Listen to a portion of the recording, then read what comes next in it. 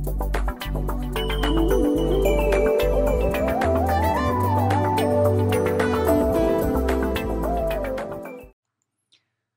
berjumpa kembali di kelas Literasi Keuangan dan Investasi. Dalam sesi kali ini kita akan membahas tentang berbagai jenis instrumen investasi. Adapun sasaran pembelajaran kita yang pertama adalah saudara mampu menjelaskan persamaan dan perbedaan dari judi, spekulasi, dan investasi. Banyak orang menyangka investasi itu judi sehingga tidak berani berinvestasi. Nah, kita akan bedakan. Kedua, saudara menjelaskan apakah high risk akan memberikan high return, karena ini banyak orang percaya seperti ini. High risk artinya pasti high return, kita akan pelajari. Yang ketiga, menjelaskan berbagai instrumen investasi utama atau aset kelas, serta kelebihan dan keterbatasan dari masing-masing aset kelas tersebut. Dan terakhir, menyebutkan 4 kriteria utama dalam kita menentukan pilihan aset kelas mana yang akan kita pilih untuk berinvestasi. Baiklah, kita mulai dengan yang pertama, perbedaan judi, spekulasi, dan investasi. Nah, persamaan dari judi, spekulasi, dan investasi adalah ketiganya punya resiko. Jadi, jangan membedakan judi, spekulasi dari investasi berdasarkan tingkat resikonya. Judi ada yang high risk, ada yang low risk. Demikian juga spekulasi dan investasi. Ya, tidak artinya kalau investasi resikonya lebih kecil daripada judi, tidak, ya. Gambling, spekulasi, dan investasi persamaannya semua punya resiko dan bisa high, bisa low risk. Nah, perbedaannya dilihat dari 4 kriteria ini. Apakah ada asetnya, apakah ada capital gain atau loss, apakah ada cash flow, dan apakah ada value creation opportunity. Nah, kalau Anda berjudi, ya judi bola, judi sepak bola, ya Anda hanya beli tiket untuk memasang taruhan Anda. Anda nggak dapat kudanya, ya kalau taruhan kuda. Anda kalau taruhan sepak bola, Anda nggak dapat timnya, nggak dapat bolanya. Ya, jadi Anda nggak punya aset. Sedangkan untuk spekulasi, di mana Anda misalnya membeli emas, ya atau membeli forex, ya foreign exchange, ya atau investasi, ya beli saham. Ini ada asetnya. Jadi jangan samakan ya. Wah, investasi bisnis itu kayak judi. Tidak, karena Anda akan memiliki aset. Ya, itu beda daripada judi. Kemudian capital gain atau loss. Apakah nilai pokok yang Anda investasikan itu bisa naik atau bisa turun? Tentu dalam judi, uang Anda yang semula ditaruh itu bisa jadi naik taruhannya. Ya, bisa juga hilang. Nah, spekulasi juga demikian. Bisa naik, bisa turun. Uang pokok yang Anda belikan untuk emas tadi atau forex ya bisa bertambah atau berkurang. Ya, nilainya bisa naik atau turun. Demikian juga investasi. Ya, Anda beli saham, harganya bisa naik atau turun. Jadi ada istilahnya capital gain atau capital loss, ya. Jadi itu nilai dari investasi Anda bisa naik atau turun. Nah, yang ketiga, cash flow. Apakah menghasilkan cash flow? Nah, dari ketiga ini hanya investasi yang menghasilkan cash flow. Dan inilah ciri khusus daripada investasi, yaitu Anda membeli sebuah aset yang menghasilkan cash flow terus-menerus. Ya, contohnya Anda membeli farm, ya farm itu perkebunan di mana Anda punya sapi di situ mungkin dan menghasilkan susu dan diproduksi menjadi keju, dijual sehingga menghasilkan cash flow terus-menerus. Ya, sedangkan kalau Anda beli emas itu namanya spekulasi. Karena satu-satunya potensi keuntungan Anda adalah kalau harga emasnya naik. Sementara Anda memegang emas itu mungkin bertahun-tahun, si emas tidak akan bisa bertambah, tidak akan menghasilkan cash flow, tidak menghasilkan apapun buat Anda. Ya. Jadi ciri utama investasi adalah ada cash flow yang dihasilkannya. Nah, yang terakhir, apakah Anda bisa meningkatkan nilai dari investasi Anda? Ya. Nah, kalau investasi bisa, contohnya Anda beli ruko, Anda bisa upgrade supaya uang sewanya lebih mahal. Ya, kalau Anda punya restoran, Anda bisa upgrade ya chefnya, Anda bisa tingkatkan kualitas restorannya, Anda banyak yang Anda bisa lakukan untuk meningkatkan income atau cash flow dari perusahaan Anda.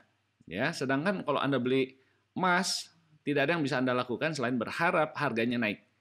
Ya, jadi spekulasi adalah mencari keuntungan dengan kenaikan harga saja. Ya, entah beli lukisan, beli emas, beli dolar, beli yen, ya.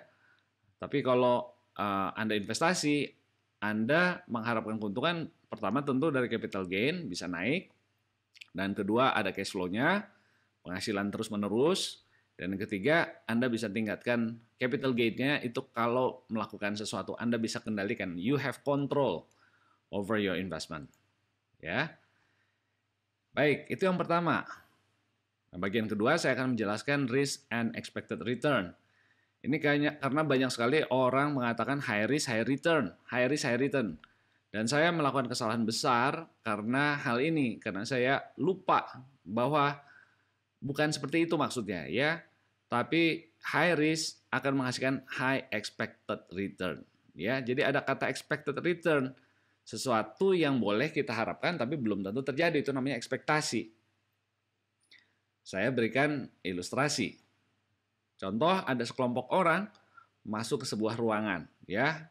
Ada sekelompok orang masuk ke ruangan dan saya tanya, ya, kalau ada orang masuk, ekspektasi Anda apa?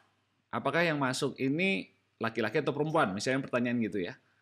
Nah, cara menjawabnya ya tidak susah. Lihat saja orang yang sudah di dalam, banyak laki atau banyak perempuan, begitu ya. Jadi expected value dari gender yang masuk, Anda tinggal lihat lebih banyak yang laki atau perempuan di dalam. Dalam hal ini kebetulan lebih banyak laki-laki. Sehingga expected gendernya dari yang datang, itu mungkin Anda akan menjawab itu laki. Nah, kalau saya tanya berapakah tinggi badan orang yang akan masuk, kira-kira berapa? Yang paling gampang, ya lihat yang sudah ada di dalam ruangan, yang sudah terjadi. Ada 175, 165, dan seterusnya. Dan Anda bisa cari rata-ratanya. Dan kalau Anda ketemu rata-ratanya, itulah yang menjadi expected value. Ya, jadi kalau tadi ditanya gender, ya itu namanya modus. Cari yang paling banyak, itu namanya modus. Tapi kalau ditanya tinggi badan dari orang yang masuk, berapakah expected height? Berapakah tinggi badan yang Anda expect dari orang yang masuk? Ya pakai aja rata-rata. Dalam hal ini contohnya, kelima orang ini rata-ratanya 171,6. Nah, apakah artinya orang yang masuk pasti laki-laki? Belum tentu, tapi kemungkinan besar laki-laki. Lebih besar kemungkinannya daripada perempuan. Kemudian apakah tinggi orang yang masuk pasti 171,6? Ya tidak, pasti ada simpangannya. Ya, tetapi kita berharap nggak jauh dari ekspektasi kita, yaitu rata-ratanya. Ya, jadi itu artinya expected value, sesuatu yang wajar kita harapkan, tapi belum tentu terjadi next time. Ya, tapi over the long run, kalau orang ini yang masuk akan banyak terus ya, semakin banyak kita ukur dan rata-ratanya 171,6, maka kita boleh berharap bahwa orang yang masuk berikutnya nggak jauh dari situ. Ya, itu artinya expected value. Nah, sekarang kita bicara risk, karena kita mau bicara hubungan risk dan return. Risk dan expected return. Sekarang risk. Resiko disebut juga volatilitas atau gejolak. Dalam bahasa Indonesia gejolak ya. Jadi high risk artinya gejolaknya tinggi. Nah, itu adalah deviasi dari rata-rata. Ya. Contoh, ya, kalau dalam keuangan return kita kadang-kadang bisa tinggi, bisa rendah. Kalau saya buat histogram, tabel frekuensi ya, dibuat dalam diagram batang seperti ini, Anda bisa lihat kalau yang sebelah kiri ini deviasi dari rata-rata di tengah ini lebih kecil daripada deviasi yang di kanan. Yang di kanan ini kelihatan sekali kadang-kadang return saya bisa tinggi ya, kalau kita anggap sumbu di bawah ini ke kanan ini return, kadang-kadang lebih kecil, kadang-kadang kecil sekali atau minus di sini. Ya, jadi lebih tersebar. Sedangkan di sini lebih mengumpul.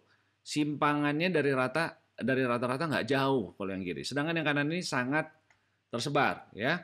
Nah, kalau kita lihat itu sebabnya maka yang di tengah ini lebih tinggi ya, yang di sebelah tinggi karena dia mengumpul. Sedangkan di sini lebih pendek ya karena dia menyebar jauh. Nah, kalau kita pakai contoh tinggi badan tadi, ya contohnya mungkin laki dan perempuan gitu ya.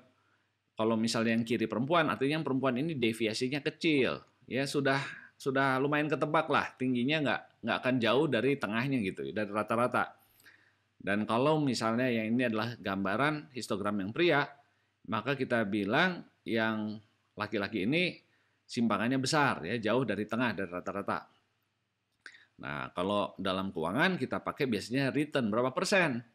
Ya, jadi kalau misalnya yang kanan inilah saham, yang kiri ini adalah bonds, ya, eh, surat berharga, dua-duanya surat berharga, tapi yang satu punya deviasi return, tingkat return yang sangat berbeda. Kadang-kadang dia positif tinggi sekali, menguntungkan. Ya, most likely di sini, tapi kadang-kadang rendah sekali dan ini bisa saja di bawah dari nol ya, artinya rugi, minus. Ya, sedangkan instrumen yang kiri, katakan ini bonds, dia lebih stabil ya. Ya, dia kadang naik, kadang turun tapi tidak seperti yang sebelah kanan. Ya, itu ukuran risiko. Sekali lagi, ukuran risiko di dalam investasi adalah deviasi, standar deviasi dari rata-rata. Ya. Nah, kita contoh yang lain dalam dua instrumen ini. Yang biru ini kita tahu ini lebih menyebar, ya, lebih berisiko, ya. Sedangkan yang merah ini lebih ngumpul. Nah, biasanya dalam statistik itu dibuat dalam bentuk kurva bell, ya, seperti bell bentuknya, distribusi return, ya. Jadi kadang-kadang returnnya, contoh yang merah, pernah sih 5%, pernah 4%, tapi lebih sering di 3, ya. Kadang-kadang sampai 2. Nah, jadi bentuknya seperti bell begini. Yang biru ini lebih terdistribusi, ya. Kadang-kadang bisa sampai 10, 11 mungkin. Ya, tapi pernah juga cuma 1%. Ya, jadi return yang biru ini, si B ini dia lebih menyebar daripada yang A. Nah, dalam dunia keuangan rata-ratanya si A itu ada di tengah ini dan si B ada di sana. Aset yang punya risiko lebih besar seperti yang B ya, ini lebih gepeng dan lebih tersebar, umumnya punya rata-rata expected return lebih tinggi daripada yang lebih kecil risikonya. Ya, sekali lagi, instrumen B ini lebih punya risiko tinggi sehingga rata-rata returnnya lebih tinggi daripada return B. Ya, jadi expected return B maupun risikonya lebih besar daripada expected return A dan risiko A. Ya, jadi seperti itu. Nah, ini sebagai contoh, kalau saya punya stok dan bonds, nanti akan dijelaskan secara rinci itu apa, ya. Ini adalah dua sekuritas. Yang satu ini kadang-kadang returnnya sampai 14% tuh hampir, kadang-kadang 13% dan seterusnya. Ini saya petakan, ya. Jadi setiap kali satu periode ini menjadi satu titik di sini, ya. Mungkin bulan ini katakan di 7%, hampir 7%. Bulan depannya turun ke 6% returnnya, ya, dan berikutnya naik ke atas, seterusnya. Demikian juga instrumen yang B ini yang orange ya. Ini titik-titik ini ya, ini bukan garis tapi karena padat ngumpul jadi seperti garis. Nah, deviasinya adalah kita ukur dari rata-ratanya.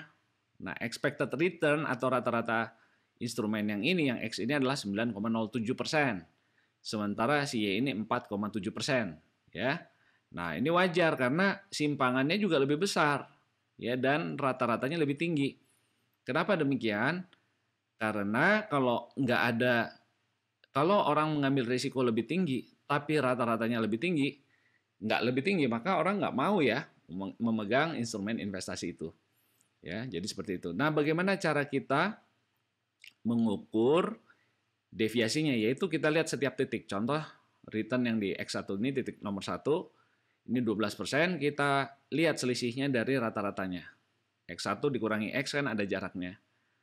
Nah, lalu kita jumlahkan dengan yang lain. Katakan titik kedua, periode kedua ada di sini. Returnnya di sini. Ya, sehingga ada jarak dari X2 dikurangi rata-rata. Ya, tentu di sini minus. Ya, di sana positif. Ya. Nah, untuk itu kita perlu jarak absolut ya. Nah, caranya adalah dengan membuatnya pakai rumus ini ya. Jadi jarak ini kita kuadratkan, X dikurangi X bar, ya X1 kurangi X bar itu rata-rata ya, kita kuadratkan, lalu dijumlah di sigma ya, dijumlah dengan X2 dikurangi X bar. Kenapa ini dikuadratkan? Supaya tidak menjadi saling menghilangkan, karena di sini kan selisihnya positif, X1 kurangi X bar, tapi di sini negatif. Tapi kalau dikuadratkan, maka ini semua menjadi nilai positif. Lalu kita jumlahkan untuk semua titik ini. Jarak-jaraknya kita kuadratkan, lalu kita jumlahkan. kita bagi dengan jumlah datanya, jumlah observasinya, maka dapatlah rata-rata simpangan dari titik tengahnya, ya. Nah, itu X sigma X kurang X bar kuadrat, ya. Jadi kita jumlahkan lalu kita bagi dengan N. Itulah rata-rata jaraknya. Tentu ini pasti yang untuk X, angka ini lebih besar daripada yang Y. Nah, kemudian kenapa di akar kuadrat? Karena tadi jarak ini udah dikuadratkan. Ya, kalau ambil contoh tinggi badan, ya rata-rata tadi 171 cm. Di sini yang masuk kebetulan 180 cm, berarti selisih 9. Ya, 9 kuadrat kan 81 cm kuadrat. Demikian juga orang-orang berikutnya diukur semua simpangan ini berarti satuannya cm kuadrat. Kemudian di rata-ratakan ya masih cm kuadrat. Nah, begitu di akar kuadrat kan, ditarik akar kuadratnya, cm kuadrat tadi kembali ke dimensi semula, ukuran semula satuannya, yaitu cm. Ya, seperti itu. Jadi, kenapa dikuadratkan? Supaya nggak saling menghilangkan. Kenapa di akar kuadratkan? Supaya kembali ke dimensi awal. Jadi, kalau lihat gambar ini sudah pasti standar deviasi, dengan kata lain risiko ya, risiko stok ini lebih tinggi daripada risiko bond. Ya. Dan demikian juga dengan rata-ratanya.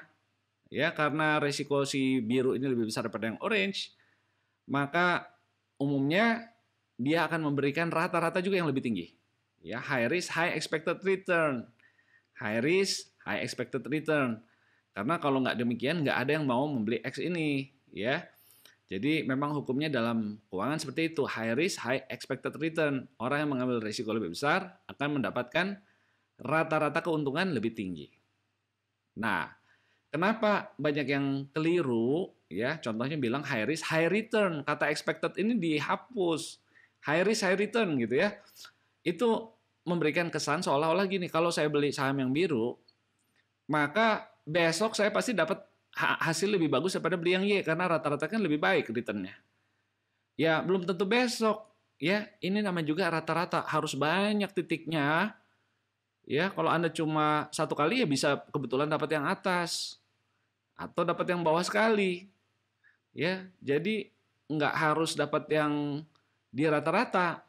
Ya, tapi kalau Anda menunggu dalam jangka panjang, maka untuk di periode 1 mungkin Anda dapat yang di bawah.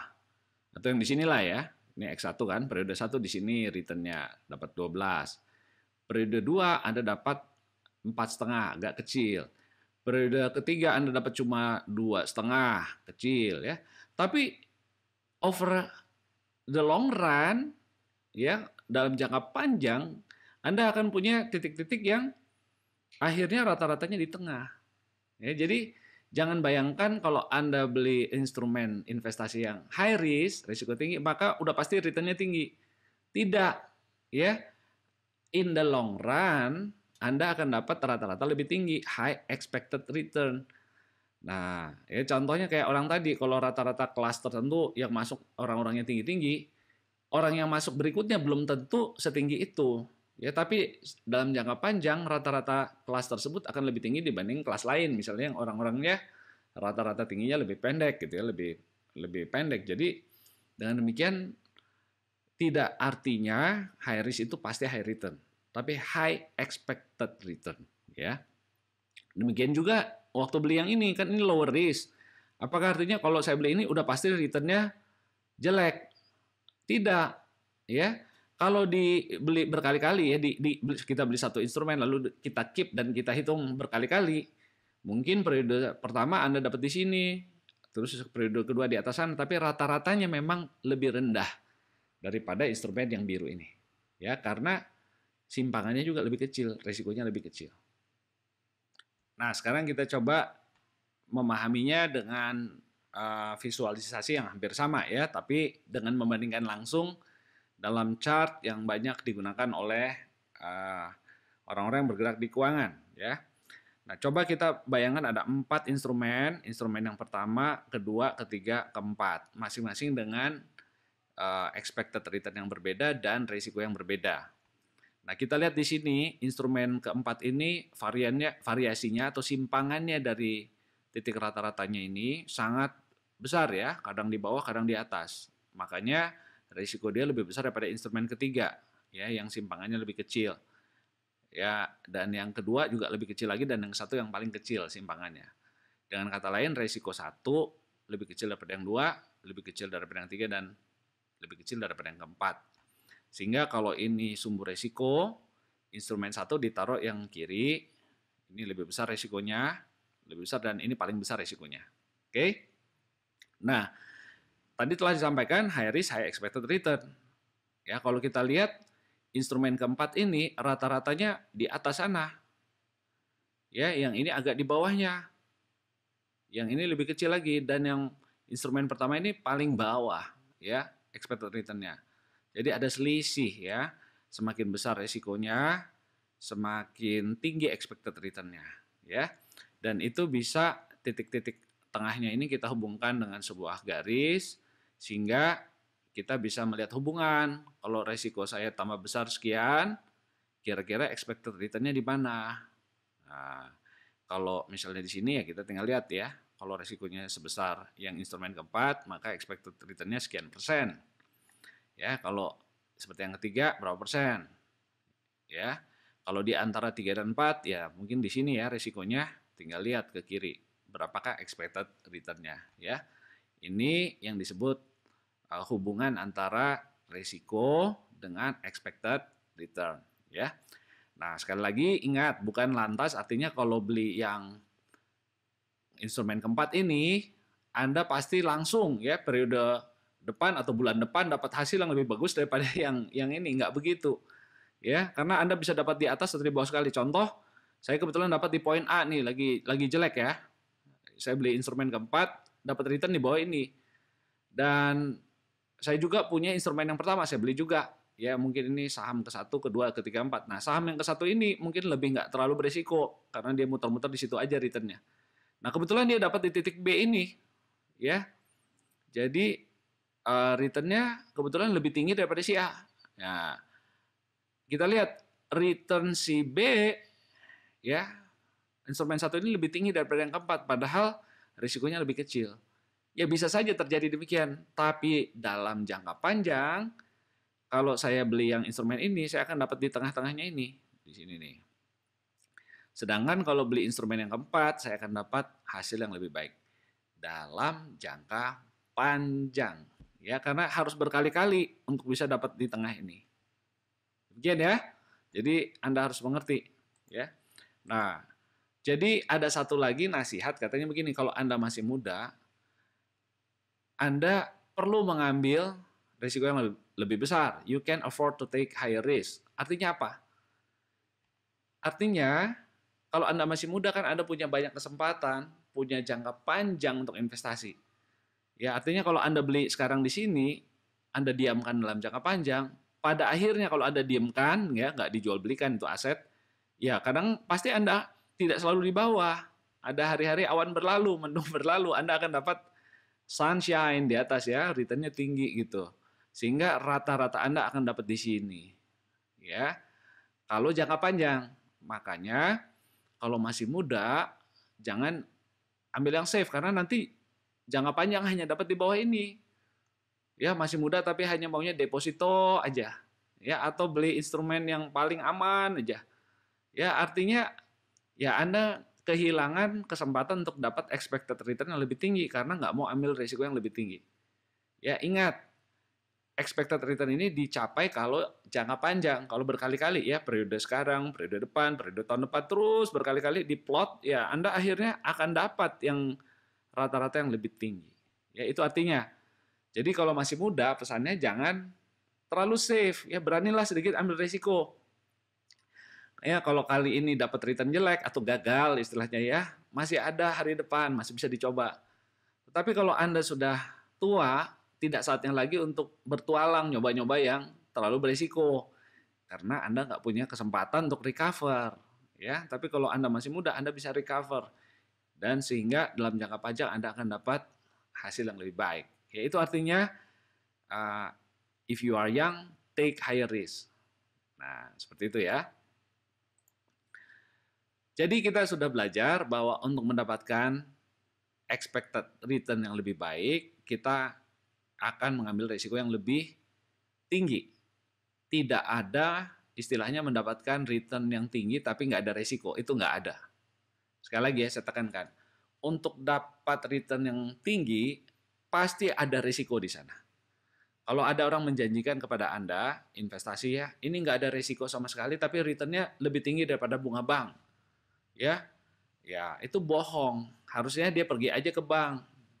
Ya, bilang, Mr. Banker, saya punya investasi tanpa risiko. Pinjemin saya dong semua uang Anda, karena ini nggak ada risiko kan, nggak akan hilang kan. Seluruh uang yang ada di bank kasih ke saya akan kasih return lebih bagus daripada apa yang selama ini Anda hasilkan. Ya, nah itu bohong, nggak mungkin ada return yang tinggi tanpa risiko. Ya, jadi higher expected return always requires high risk. Ya, jadi kita sudah jelaskan tadi high risk bukan lantas pasti high return, tapi high risk akan high expected return. Ya, sekarang saya tambah satu kata lagi, usually. Maksudnya apa usually ya? Karena ada juga resiko seperti orang ini, resiko yang akibat kebodohan, ya, resiko yang tidak menghasilkan return. Ya, contohnya orang ini kalau menyeberang tali ya, tightrope kayak gini, ya mungkin dia berhasil tapi nggak ada returnnya. Ya, dia boleh aja mengambil risiko tapi nggak ada returnnya. Nah, di dalam investasi juga ada tindakan seperti itu. Ya, contohnya kalau Anda membeli 1-2 saham, risiko Anda akan lebih tinggi daripada kalau membeli banyak saham sekaligus. Ya. Nah, itu karena ya tidak semua risiko itu diberikan kompensasi di market. Kenapa? Karena systematic risk saja yang akan dikompensasi. Ya, saya nggak mau terlalu dalam di sini. Ya, karena nanti ada sesi khusus, kita akan belajar di sesi mulai dari sesi 9, 10, 11 begitu ya. Kenapa Anda harus diversifikasi? Ya, Anda harus beli jangan satu saham. Karena kalau beli 1-2 saham itu ada resiko yang nggak menghasilkan return. Ya, sedangkan kalau Anda diversifikasi, belinya banyak jenis saham sekaligus, Anda bisa mengurangi resiko tanpa mengurangi expected return Anda. Ya, jadi sampai sini dulu Anda ngerti ya? High risk artinya bukan high return, high risk umumnya memberikan high expected return. Umumnya ya. Jadi tergantung high risk-nya itu yang bijak nggak. Kalau high risk-nya diambil setelah melakukan diversifikasi, maka Anda mendapat high expected return. Ya. Nah, yang ketiga, high expected return pasti memerlukan high risk. Pasti. Jadi nggak ada istilahnya high risk, tapi resikonya kecil. Itu nggak ada. Ya, jadi kalau mau dapat return tinggi, harus ambil resiko. Tapi jangan resiko yang bodoh. Lakukan diversifikasi. Ya, jadi kalau Anda mengambil risiko bodoh, ya belum tentu dapat high return gitu. Oke? High expected return maksudnya. Nah, begitu. Coba Anda ulangi sekali lagi tentang high risk dan high expected return. Ya, kalau saya mau high expected return, berarti saya harus ambil risiko. Tidak ada high return tanpa high risk. Tetapi tidak semua risk itu memberikan high return. Ada risk yang bodoh. Misalnya saya nggak melakukan diversifikasi, hanya ambil 1-2 saham saja. That is very high risk, ya. Tetapi tidak ada extra expected return-nya, ya. Karena Anda bisa mengurangi risiko dengan melakukan diversifikasi tanpa harus kehilangan expected return. Seperti itu ya. Kita akan belajar lebih banyak tentang hal ini dalam sesi berikut nanti ya, sesi 9, 10, 11 tentang diversifikasi. Baiklah, sekarang sebagai salah satu cara untuk kita mengurangi risiko yang nggak memberikan expected return tadi, risiko bodoh, risiko nyebrang tali yang nggak ada returnnya, ya, saya akan jelaskan bagaimana melakukan diversifikasi kepada berbagai aset kelas. Ya, jadi untuk mengurangi diversifikasi jangan hanya beli banyak saham, tapi beli juga jenis-jenis aset yang lain. Ya, ada beberapa aset kelas. Tentu masing-masing punya kelebihan dan kekurangan. Ya. Nah, ada 4 aset kelas utama. Yang pertama adalah real business. Anda bangun usaha sendiri.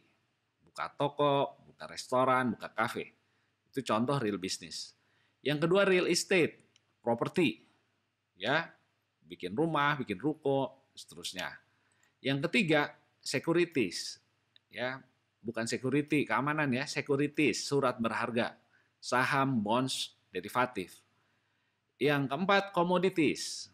Ya, ini barang-barang yang diperdagangkan. Ya, contohnya kopi, emas, minyak, ya ada banyak komoditis yang diperdagangkan.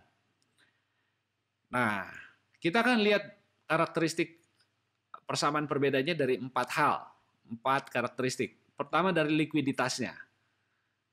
Ya, likuiditas itu faktor yang penting karena itu menentukan apakah aset tersebut mudah dicairkan, mudah dijual dan dikonversi menjadi cash.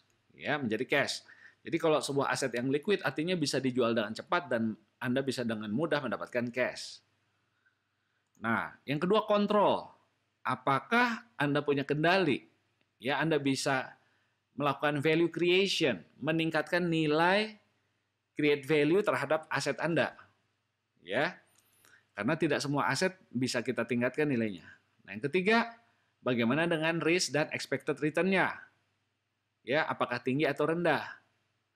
Dan yang keempat, minimum value-nya, perlu modal berapa? Ya, modal awalnya kalau mau masuk itu biasanya ada minimum value-nya. Ya, nggak semua investasi bisa dimulai dengan uang yang terbatas. Misalnya uang Anda hanya Rp100.000, ya tentu Anda nggak bisa masuk ke real estate, tapi Anda bisa masuk ke saham atau ke minimum ke ETF ya, exchange traded funds. Nanti kita akan pelajari itu, ke sekuritas maksudnya. Itu jauh lebih mudah, lebih murah ya. Nah, sekarang kita lihat ya, bisnis, real estate, sekuritas dan commodities bedanya. Nah, sekarang kita lihat kontrol. Dari aspek kontrol dan minimum value-nya ya, required capital, modal yang dibutuhkan berapa. Untuk bisnis, biasanya kendali Anda tinggi. Anda bisa buat jadi bagus, ya Anda bisa atur manajemennya, you have full control. Demikian juga untuk real estate. Tetapi untuk sekuritas, Anda nggak bisa lakukan apa-apa. Karena Anda mempercayakan manajemen perusahaan tersebut yang menjalankan perusahaannya. Kalau Anda beli PT Telkom, saham PT Telkom, maka manajemen PT Telkom lah yang mengurus investasi Anda. Ya, perusahaan itu diurus oleh manajemen. Ya, Anda nggak bisa ikut campur memperbaiki PT Telkom. Ya, tidak semudah itu. Demikian juga komoditis. Kalau Anda beli emas, ya Anda nggak bisa apa-apakan. Ya, Anda hanya ikut harga di market, kalau lagi naik-naik, kalau lagi turun-turun, Anda nggak bisa, mau dielap, mau dibersihkan dengan cara apapun, harganya ikut market. Ya. Jadi di sebelah kiri ini high control, di sebelah kanan ini low control. Ya. Demikian juga modal ya. Ya, modal untuk masuk ke real business dan real estate biasanya jauh lebih besar daripada untuk masuk ke yang sebelah kanan. Ya. Jadi di sana high, di sini low. Kalau Anda beli securities, punya uang 100 juta udah pasti bisa beli securities, ya beli saham gitu ya. Kalau masuk ke real estate mungkin belum bisa, ya kecuali jadi DP dulu. Masuk ke real business, ya mungkin 100 juta udah bisa mulai. Ya kalau bisnis yang ada banyak bisnis yang bisa dimulai dengan 100 juta. Tapi kalau Anda punya uang 10 juta rupiah atau hanya 1 juta rupiah, ya pilihan Anda nggak bisa masuk ke yang sebelah kiri, ya mungkin masuk ke reksadana misalnya ya, yaitu sekuritas ya. Itu bisa masuk ke sana ya. Jadi lihat, ini beda karakteristiknya. Kemudian dari likuiditasnya ya, apakah bisa dijual dengan cepat? Nah, bisnis dan real estate ini sangat susah ya dijual ya dengan cepat. Jadi likuiditasnya rendah. Menjual perusahaan tuh nggak bisa cepat. Ya, menjual real estate juga begitu. Jadi likuiditasnya low. Tapi untuk sekuritas itu likuiditasnya sangat tinggi. Ya kalau Anda punya saham, Anda butuh duit, ya Anda bisa jual dan langsung dapat cash-nya paling lambat 2 hari dari sekarang, ya T+2 gitu ya, atau T+1 malah Anda bisa langsung dapatkan uangnya. Ya, kalau komoditas Anda jual emas hari ini Anda jual, Anda dapat uangnya langsung bisa, ya. Jadi likuiditasnya yang sebelah kanan lebih tinggi, yang di sebelah kiri likuiditasnya lebih rendah. Demikian ya. Nah, saya coba susun tabel ini untuk kita pahami dengan sedikit lebih rinci ya. Contoh bisnis ya, instrumennya adalah perusahaan-perusahaan private ya, perusahaan keluarga, perusahaan milik sendiri, pribadi, bukan public. Lawannya kan public company. Nah, risk dan expected return-nya tinggi, paling tinggi. Bikin bisnis itu resikonya tinggi, tapi return-nya juga sangat tinggi expected return-nya. Nah, likuiditasnya sangat rendah, kontrolnya sangat tinggi. Ya, Anda bisa kendalikan, yaitu perusahaan. Catatannya very difficult to manage. Ya, kita akan punya satu sesi khusus untuk membahas bagaimana berinvestasi pada real business, membangun usaha sendiri, ya. Dan banyak dari pelajaran Anda di kuliah ini adalah belajar mengelola bisnis atau bagian-bagian dari sebuah bisnis. Sistem informasinya kah, marketingnya kah, organisasinya kah, itu semua dipelajari karena memang untuk mengelola ini perlu pengetahuan yang banyak dan skill yang banyak, ya. Kemudian real estate, ada dua jenis instrumennya, bangunan komersial dan residensial. Bangunan komersial risikonya dan expected return-nya lebih tinggi. Sedangkan yang residensial lebih rendah, medium lah ya risikonya. Demikian juga expected return-nya. Nah, likuiditasnya kalau mau dijual, yang komersial ini lebih susah. Contoh Anda bangun mall, ya. Anda bangun mall mau dijual ya nggak bisa cepat. Ya, nggak cepat jualnya. Tapi kalau residensial perumahan misalnya itu sangat mudah menjualnya ya, lebih mudah daripada menjual mall. Jadi medium kalau menurut saya likuiditasnya, dan kendalinya dua-duanya high ya. Catatannya ini punya karakteristik unik, yaitu kita bisa leverage alias bisa membeli lebih banyak daripada uang kita, yaitu dengan menggunakan pinjaman dari bank. Ya, kalau Anda punya uang 100 juta rupiah, Anda belikan real estate, Anda bisa mendapatkan aset yang jauh lebih besar daripada uang Anda, karena uang Anda itu bisa dipakai untuk DP dulu, dan nilai asetnya lebih tinggi. Itu yang disebut dengan leverage. Kemudian Anda juga bisa top up alias menambah utang Anda. Ya, jadi kalau Anda mulai mencicil rumah setelah sekian tahun, ingin menambah lagi utangnya boleh, itu bisa top up namanya. Nah, kemudian salah satu cirinya lagi adalah prediktabilitas. Jadi kalau Anda beli perumahan di daerah yang selama ini 5 tahun terakhir harganya naik kencang terus dibanding daerah lain, maka sangat besar kemungkinannya tahun ini dan tahun depan dan tahun sesudahnya juga lokasi itu naiknya akan lebih cepat daripada lokasi lain. Jadi sangat bisa diprediksi.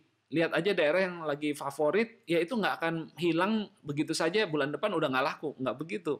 Ya, jadi ada prediktabilitas yang cukup tinggi di market residensial. Nah, sekuritas, instrumennya ada saham, ya, kepemilikan terhadap perusahaan, bonds, ini adalah utang, surat utang, jadi perusahaannya berutang kepada Anda, atau bisa juga pemerintah berutang kepada Anda, itu namanya government bonds ya. Kemudian ada mutual funds atau reksadana, ini adalah gabungan dari banyak saham atau banyak bonds. Untuk saham risikonya paling tinggi dibandingkan untuk bonds ya. Dan untuk mutual funds karena ini gabungan risikonya ada di tengah-tengah di antara low dan high. Di antara bonds dan saham. Nah, likuiditas baik saham, bonds maupun mutual funds itu sangat tinggi. Sangat mudah dijual dan dijadikan cash. Tapi tentu Anda nggak punya kendali ya terhadap saham, bonds, dan sekuritas yang disebut mutual funds, ya itu sudah Anda nggak punya kendali. Kalau saham ya yang menjalankan perusahaan, manajemen perusahaan. Kalau bonds yang memutarkan uang Anda lah yang bertanggung jawab terhadap pembayaran bunganya. Dan untuk mutual funds, ya reksadana ini sudah ada manajer investasi ya yang mengatur uang Anda itu dibelikan saham apa saja atau bonds apa saja ya. Jadi you have no control. Tapi di lain pihak itu juga sangat mudah, easy. Itu sebabnya para peserta kuliah ini kalau Anda belum pernah masuk ke dunia investasi, saya menganjurkan selalu mulai dari mutual funds atau ETF. Ya tepatnya ETF. ETF ini adalah mutual funds yang bisa dibeli di bursa. Sangat mudah, bisa dicairkan kapan saja, Anda nggak perlu belajar terlalu jauh, dan hasilnya juga bagus karena dia sudah merupakan diversifikasi dari banyak saham atau bonds. Jadi kalau Anda beli ETF, seolah-olah Anda melakukan diversifikasi secara langsung, membeli banyak saham. Padahal uang Anda mungkin hanya ada Rp100.000. Tapi Anda membeli sepotong kecil dari sebuah portfolio atau sebuah gabungan banyak aset. Dengan demikian Anda sudah membuang risiko-risiko yang nggak ada rewardnya. Ya seperti tadi saya katakan, kalau Anda membeli aset-aset individu satu-satu, itu mengandung resiko yang nggak akan memberikan Anda expected return. Ya, sekali lagi. Tapi kalau Anda beli yang telah didiversifikasi, belinya nggak beli satu, maka resiko-resiko yang tidak memberikan expected return tadi dikurangi, ya, dibuang, sehingga Anda hanya menanggung resiko yang lebih kecil dengan expected return yang sama, ya, dibandingkan kalau membeli 1-2 saham saja, ya. Jadi selalu Anda mulai dari ETF, ya, dan ini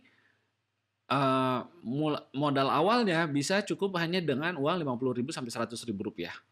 Ya, ini tidak mahal. Jadi tolong para peserta kelas ini segera semangat, ingat bola salju ya, semakin panjang bukitnya semakin besar hasil yang Anda akan nikmati nanti. Nah, kemudian komoditas. Komoditi contohnya barang-barang yang punya manfaat seperti foreign exchange. Ini dipakai untuk transaksi dengan luar negeri ya. Kemudian batu bara, kopi, itu semua ada utilitas, ada manfaatnya. Nah, kripto ini juga mungkin bisa dipakai dianggap sebagai punya utilitas untuk pembayaran misalnya ya. Tapi ada banyak negara yang tidak mengizinkan ini. Jadi ini debatable ya, bisa didebat ya. Boleh ditaruh yang ada utilitas atau ditaruh di bawah tanpa utilitas.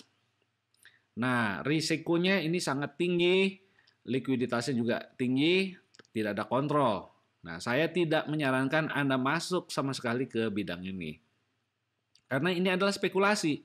Ingat, ini semua aset-aset non-produktif. Kalau Anda beli batu bara, 1 ton sekarang, 10 tahun lagi ya masih 1 ton, dia nggak akan bisa bertambah. Ya, tapi kalau Anda beli perusahaan farm misalnya ya, sapinya itu akan menghasilkan anak sapi, menghasilkan susu yang bisa membuat keuntungan dan menambah jumlah sapinya. Perusahaannya pasti bertambah besar karena dia aset produktif ya. Jadi saya nggak sarankan semua kategori yang di bawah. Ya, baik yang ada utilitas maupun yang tanpa utilitas. Seperti emas, perak, itu ada trading banyak di sana. Dan kalau Anda beli emas 1 ton sekalipun, ya 50 tahun lagi itu tetap 1 ton. Ya, harganya bisa naik. Tapi bayangkan kalau Anda masukkan itu ke saham. Ya kan kemarin sudah diberikan contoh kalau naik 14% saja selama 50 tahun. Ya, dan setiap tahun Anda menabung 10 juta, menyimpan 10 juta sebagai tambahan saham. Di usia 70, ya, setelah 50 tahun Anda mulai dari usia 20 sampai usia 70, Anda bisa dapat 59 miliar rupiah ya untuk investasi Anda. Ini luar biasa. Sedangkan untuk emas Anda akan punya 1 ton juga mungkin ya, kalau Anda punya uang banyak simpan 50 tahun ya masih juga 1 ton begitu. Ya, harganya juga naik nggak terlalu banyak. Ya, jadi saya nggak menyarankan sama sekali untuk Anda semua masuk ke bawah. Ya, karena di sini tidak ada cash flow. Ini bukan aset produktif, ini adalah instrumen untuk spekulasi. Ya, satu-satunya cara Anda make profit di bawah ini adalah kalau harga naik. Ingat ya, itu bukan investasi. Investasi hanya yang nomor 1, nomor 2, nomor 3. Di mana ada cash flow di sana, kemudian ada orang-orang yang bisa meningkatkan value-nya. Ya, contoh kayak di saham, mungkin bukan Anda yang meningkatkan value-nya, tetapi manajemen perusahaan tersebut. Ya, jadi saya hanya menyarankan susunlah langkah-langkah untuk mulai masuk yang atas, bukan yang bawah ya. Nah, sekarang kita mulai dari yang mana? Tentukan dari time horizon ya. Kalau Anda seorang investor, lihat Anda punya jangka waktu panjang atau pendek ya. Lalu pilih aset yang likuiditasnya sesuai. Jadi kalau Anda punya uang yang hanya bisa diinvestasikan untuk 1 tahun, jangan beli real estate karena belum tentu liquid. Ya, kalau Anda belikan rumah belum tentu bisa dijual dengan cepat nanti. Ya, jadi karena itu nggak liquid. Sebaliknya kalau Anda punya dana jangka panjang, jangan dimasukkan deposito, ya, cari yang lebih tidak liquid, masukkan properti. Ya, Anda nggak usah pikirin jangka panjang atau nilainya udah naik. Ya, meskipun dia nggak liquid, karena Anda time horizon-nya panjang sebagai investor, maka pilihlah aset yang nggak liquid, nggak masalah. Kemudian skill dan time. Anda punya nggak skill-nya kalau mau buat bisnis? Punya skill nggak? Punya waktu nggak mengendalikannya? Nah, kalau Anda masuk yang bisnis investasi yang high control seperti real business, maka Anda wajib punya dua ini. Tapi kalau Anda nggak punya, ya udah cari yang low control. Misalnya beli ETF, beli beli saham saja atau beli reksadana, ya. Anda nggak perlu skill dan waktu untuk itu. Kemudian risk appetite, Anda suka resiko nggak? Ya, kalau Anda nggak suka resiko, ya beli yang risikonya lebih kecil. Kalau Anda berani ambil risiko, Anda suka ambil risiko, ambillah yang higher risk karena itu akan memberikan higher expected return, ya. Jadi kalau Anda masih muda, sebaiknya ambil risiko sedikit, harus berani anak muda, ya. Anda nggak punya risiko, belum punya tanggungan, ya. Dan kalaupun gagal, nanti masih ada periode banyak periode di depan, ya. Jadi return kali ini jeblok, kecil atau malah negatif, kan di periode berikut masih bisa positif. Ya, itu logikanya. Ya. Tapi tentu sesuaikan karena setiap orang nggak sama selera risikonya. Nah, kalau modal juga tentunya pada akhirnya sangat menentukan ya. Anda punya modal berapa? Ya, kalau modalnya sudah banyak tentu bisa masuk yang bisnis yang skala besar. Dan bisnis yang skala besar biasanya memberikan return juga yang lebih besar, ya. Nah, jadi pertanyaannya saya akan akhiri dengan serangkaian pertanyaan yang harus Anda renungkan. Ya, banyak orang tidak berinvestasi karena nggak tahu mau bikin apa dengan uangnya. Nah, seandainya Anda punya extra income, ya, yang nggak di atas gaji gitu ya, setelah Anda punya gaji, Anda habiskan untuk biaya hidup, ternyata masih ada lebih nih ekstranya 100.000 sebulan, nggak habis. Uang ini Anda apakan? Real estate nggak mungkin ya. Masuk real business juga nggak mungkin kali ya.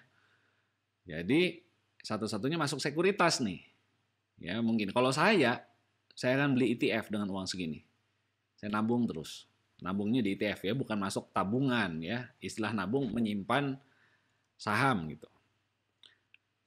Oke, coba Anda jawab. Nah sekarang bayangkan kalau Anda sekarang gajinya udah cukup besar dan bisa menyisihkan 1 juta rupiah sebulan. Nah, coba Anda jawab. Anda apakan uang ini? 1 juta sebulan mungkin ya beli ETF juga bagus. Ya, dan mungkin belum bisa masuk ke yang lain. Tapi kalau Anda sudah punya 10 juta sebulan, bagaimana? Anda bisa menyisihkan 10 juta sebulan. Coba Anda bayangkan. Masukkan deposito? Nah, enggak dong ya, udah ambil kelas ini ya. Berarti Anda harus masukkan kemana? Aset produktif. Mungkin Anda beli saham, reksadana, ETF lagi masukkan di sana tambah. Ya, tetapi uang segini Anda sudah bisa masuk aset kelas berikutnya. Yaitu real estate. Ya, Anda bisa cicil, udah bisa mencicil rumah pertama Anda. Nah, sayangnya ada banyak mahasiswa dari ITHB yang gajinya lumayan bagus ya. Setelah lulus punya uang yang bisa disisihkan 10 juta rupiah, dia beli HP, ya ganti-ganti HP, ganti-ganti motor, beli mobil, yang semuanya itu aset non produktif.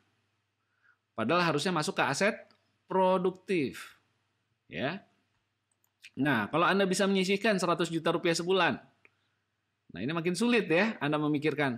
Oh, oke Pak, sebagian beli saham, sebagian beli bonds, sebagian mutual funds, dan sebagian ETF. Oke, tapi kan nggak semua ke sana. Anda harus melakukan diversifikasi. Nah, mungkin Anda masukkan sebagian ke real estate. Anda cicil rumah kedua, ketiga nih, 100 juta rupiah sebulan tuh bisa mencicil rumah. Sudah bisa. Ya, sebagai gambaran, kalau Anda punya pinjaman ke bank 1 miliar, mungkin sebulan Anda cukup mencicil 10 juta. Ya, itu kurang lebih begitu kalau jangka panjang ya pelunasannya. Jadi kalau 100 juta bisa beli 10 rumah tuh, nyicil 10 rumah kalau Anda mau. Ya tentu jangan rumah semua ya, Anda harus bagi-bagi. Nah, tapi nggak mudah kan? Coba Anda bayangkan. Dan uang ini juga bisa untuk membangun bisnis. Kalau 100 juta sebulan sangat bisa untuk start your own business. Nah, kalau udah 1 miliar sebulan, ini jadi masalah. Ya, tapi masalahnya happy problem ya. Bayangkan Anda punya ekstra 1 miliar sebulan. Tapi ini bukan persoalan mudah. Kalau Anda sembarangan investasi, bisa hilang uang ini. Ya, jadi orang yang penghasilannya tinggi punya PR, punya kesulitan tersendiri, yaitu menginvestasikannya. Dia jadi bingung harus gimana nih. Ya. Nah, apalagi kalau Anda punya 10 miliar sebulan, ini makin rumit permasalahannya. Nah, kalau udah sampai sini, mengelolanya pun mungkin harus secara profesional. Ya, Anda nggak bisa hanya kira-kira aja, udah masukin ETF semua atau beliin saham A, saham B. Nggak begitu, ini udah seriusan ya. Karena setiap bulan Anda bisa bikin bisnis baru kalau sanggup. Tapi dalam kenyataannya tidak ada yang sanggup ya tiap hari bikin bisnis baru atau tiap minggu bikin bisnis baru, nggak sanggup. Nah, jadi itu sebuah problem yang harus dipecahkan karena kalau enggak uang Anda nggak produktif. Ya, begitu ya. Jadi coba mulai bayangkan kalau Anda mulai dari sini dan sampai ke sana akhirnya gimana? Apa yang Anda lakukan? Nah, ingat ya dari contoh sebelumnya kalau Anda rajin menabung ya 10 juta setahun bukan 10 juta sebulan, pada akhirnya Anda akan memperoleh 100 juta, lebih dari 100 juta sebulan, lebih daripada 1 M sebulan. Ya, di usia 60, 70, kalau Anda mulai dari usia 20 tahun, menabung 10 juta setahun, ya income Anda di akhir-akhir menjelang 70 itu udah lebih dari 10 miliar setahun. Lebih. Ya, jadi itu jadi sebuah problem lagi, mau diapain lagi nih hasilnya? Ya, Anda harus bisa pikirkan, ya, selain sekuritas, adakah hal lain yang bisa Anda lakukan? Ya, kalau sekuritas tentu tadi paling mudah, the easiest, ya. Nah, tentu harapan saya Anda mulai terbuka pikirannya dengan mata kuliah ini, Anda bisa berinvestasi dengan bijak dan buat langkah-langkah, ya, sehingga nanti pada waktunya Anda sudah punya uang banyak, Anda tahu apa yang akan dilakukan. Terima kasih untuk perhatian Anda. Tetap semangat, terus belajar, dan mulailah berinvestasi. Sukses buat Anda semua.